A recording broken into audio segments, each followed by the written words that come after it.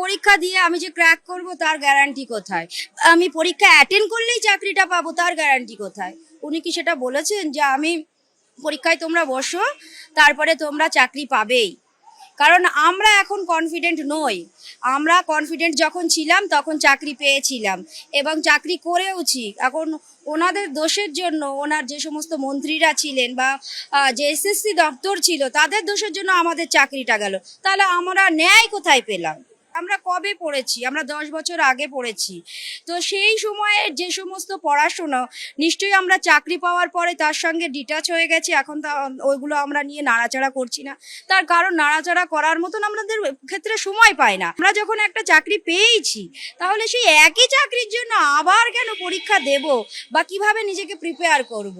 আর prepare করেও আমি যে পরীক্ষাটা দেব, পরীক্ষাটা কি নেবে কে? যারাই হচ্ছে আগের বারে গতবারে চাকরি চুরি করলো, তাদের কাছেই আমরা আবার পরীক্ষা দেব।